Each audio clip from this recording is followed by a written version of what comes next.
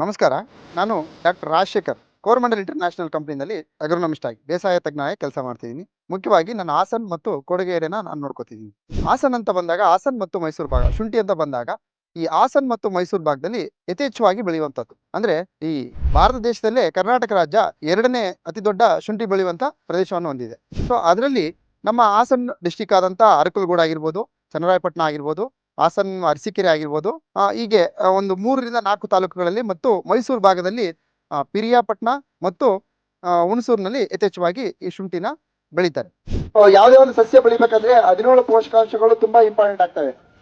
So 17 ಪೋಷಕಾಂಶಗಳು ಯಾವ ರೀತಿಯಲ್ಲಿ ಮಣ್ಣಿನಲ್ಲಿ ಇದೆ, ನಾವು ಹಾಕಿರುವಂತ ಬೆಳೆ ನಾವು ಮಣ್ಣಿಗೆ ಸೂಕ್ತವಾಗಿದೆಯಾ ಇಲ್ಲ ಅಂತ ತಿಳ್ಕೊಳ್ಳೋದಕ್ಕೆ ನಾವು ಕಡ್ಡಾಯವಾಗಿ ಮಣ್ಣು ಪರೀಕ್ಷೆ ಮಾಡ್ಕೋಬೇಕು. ಈಗ ಶುಂಠಿ ಹಾಕ್ತೀರಾ, ಶುಂಠಿಗೆ ನಮಗೆ ಮಣ್ಣಿನ ನಮ್ಮ ಸಾಹೇಬ್ರು ಹೇಳಿದ್ರಾಗ್ಲೇ ನಮ್ಮ ಚೌಳು ಮಣ್ಣು ಇರುತ್ತೆ ಇಲ್ಲಿ ಅಂತ, ಅದು ನಿಮ್ಗೆ ಗೊತ್ತಾಗಬೇಕಾದ್ರೆ ಮಣ್ಣು ಪರೀಕ್ಷೆ ಮಾಡಿಸ್ಬೇಕು. ಅದನ್ನ ಗೊತ್ತಾಗೋದೇ ಅಲ್ಲಿಂದ ಮಣ್ಣಿನ ರಸಸಾರ ಅಂತ ಇರುತ್ತೆ, pH ಅಂತ ಇರುತ್ತೆ, ಅಲ್ಲಿಂದ ನಮ್ಗೆ ಗೊತ್ತಾಗುತ್ತೆ. ಸೊ ಆ ಒಂದು ಮಣ್ಣಿನ pH ಕೂಡ ತುಂಬಾ ಇಂಪಾರ್ಟೆಂಟ್ ಆಗುತ್ತೆ. ಈಗ ಆಮೇಲೆ ಸಾಹೇಬ್ರು ಹೇಳಿದಂಗೆ ಜಿಪ್ಸಮ್ ಅಪ್ಲಿಕೇಶನ್, ಈಗ ಮಣ್ಣಿನ ರಸಸಾರ 7.5 ಮೇಲಿದ್ರೆ ನೀವು ಜಿಪ್ಸಮ್ ಅಪ್ಲಿಕೇಶನ್ ಮಾಡ್ಬೇಕಾಗುತ್ತೆ.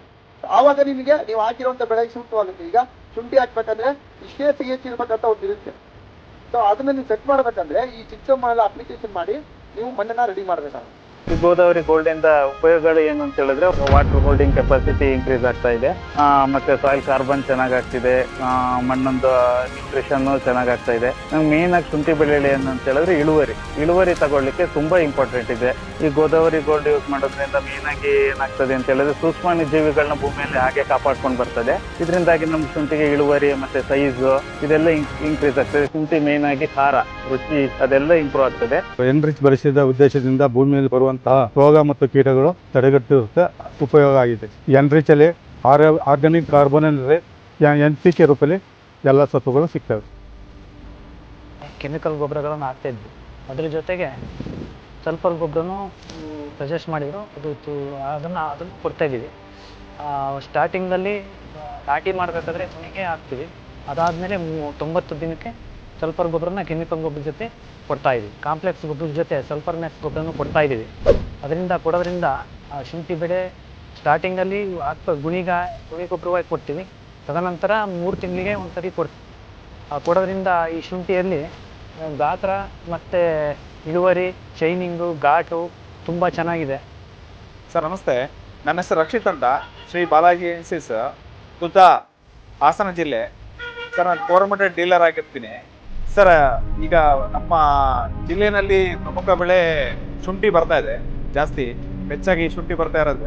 ಆ ಶುಂಠಿ ಬೆಳೆಗೆ ಸ್ವಲ್ಪ ಕೋರಮಂಡಲ್ ಕಂಪ್ನಿದು ಗೋದಾವರಿ ಗೋಲ್ಡ್ ಆಗಿರ್ಬೋದು, ಎನ್ರಿಚ್ ಆಗಿರ್ಬೋದು, ಕೇರಿಚ್ ಆಗಿರ್ಬೋದು, ಭೂಭಾಗ್ಯ ಆಗಿರ್ಬೋದು, ಮತ್ತೆ ಬೋಸ್ ಮ್ಯಾಕ್ಸು, ಸಲ್ಫಾ ಮ್ಯಾಕ್ಸು, ಟ್ರೈ ಗೋಲ್ಡ್ ಎಲ್ಲದನ್ನು ಬಳಸ್ತಾರೆ ಸರ್ ರೈತರು. ಚೆನ್ನಾಗಿ ಬರ್ತಾ ಇದೆ ಸರ್, ಒಳ್ಳೆ ಇಳುವರಿ ಬರ್ತಾ ಇದೆ. ರೈತರು ಸ್ವಲ್ಪ ಖುಷಿಯಾಗಿದ್ದಾರೆ. ಸ್ವಲ್ಪ 59 ಎಲ್ಲ ಹಾಕ್ತಾ ಇದ್ದಾರೆ ಸರ್, ಚೆನ್ನಾಗಿದೆ, ಒಳ್ಳೆ ಬೆಳೆ ಬರ್ತಾ ಇದೆ, ರೈತರಿಗೆ ಒಳ್ಳೆ ಪ್ರಾಫಿಟ್ ಆಗ್ತಾ ಇದೆ. Thank you sir. ನಮ್ಮ ಕೋರಮಂಡಲ್ ಈ ಒಂದು ಸಮಗ್ರ ಪೋಷಕಾಂಶ ಕಾನ್ಸೆಪ್ಟ್ನ ಭಾರತ ದೇಶಕ್ಕೆ ತುಂಬ ಚೆನ್ನಾಗಿ ಹೊಂದ್ಕೊಳ್ಳುವಂತೆ ಮಾಡಿದೆ. ಅದೇ ರೀತಿ ನಮ್ಮಲ್ಲಿ ಸಮಗ್ರ ಪೋಷಕಾಂಶಗಳ ನಿರ್ವಹಣೆ ನಿಟ್ಟಿನಲ್ಲಿ ಈ ಸಾವಯವ ಗೊಬ್ಬರಗಳಾದಂಥ ಗೋದಾವರಿ ಗೋಲ್ಡ್ ಆಗಿರ್ಬೋದು, ಬೇವಿನಿಂಡಿ ಎನ್ರಿಚ್ ಆಗಿರ್ಬೋದು, NK ಆಗಿರ್ಬೋದು, ಅದೇ ರೀತಿ ಕಾಂಪ್ಲೆಕ್ಸ್ ಗೊಬ್ಬರಗಳಾದಂಥ 15-15-9 ಆಗಿರ್ಬೋದು, ಅದೇ ರೀತಿ ಕಿರು ಪೋಷಕಾಂಶಗಳಾದಂಥ ಬಾಸ್ಮ್ಯಾಕ್ಸ್ ಆಗಿರ್ಬೋದು, ಸಲ್ಫಾಮ್ಯಾಕ್ಸ್ ಆಗಿರ್ಬೋದು, ನವೋಜಿನ್ ಆಗಿರ್ಬೋದು, ಅದೇ ರೀತಿ ಸೀವಿಡ್ ಎಕ್ಸ್ಟ್ರಾಕ್ಟ್ ಅಂತ ಪ್ರಮುಖವಾಗಿ ಈ ಪೋಷಕಾಂಶಗಳಲ್ಲಿ ನಿಮಗೆ ಅತಿ ಹೆಚ್ಚು ಪೋಷಕಾಂಶಗಳನ್ನು ಗಿಡಗಳಿಗೆ ಕೊಡಬೇಕಂದ್ರೆ ಈ ಸೀವಿಡ್ ಎಕ್ಸ್ಟ್ರಾಕ್ಟೆಂಟ್ ಆಗಿರ್ಬೋದು. ಈ ಸೀವಿಡ್ ಎಕ್ಸ್ಟ್ರಾಕ್ಟ್ ಪ್ರಮುಖ ಪಾತ್ರ ವಹಿಸುತ್ತೆ. ಅದೇ ರೀತಿ ನಮ್ಮಲ್ಲಿ ನಿಮಗೆ ಮೆಟಾ ರೂಟ್ ಅಂತಲೂ ನಿಮಗೆ ಸಿಗುತ್ತೆ. ಈ ರೀತಿಯ ಹಲವಾರು ಸಮಗ್ರ ಪೋಷಕಾಂಶಗಳ ಕಾನ್ಸೆಪ್ಟ್ಗಳನ್ನ ನಮ್ಮ ಒಂದು ಕೋರಮಂಡಲ್ ಗೊಬ್ಬರಗಳಲ್ಲಿ ಸಿಗ್ತವೆ.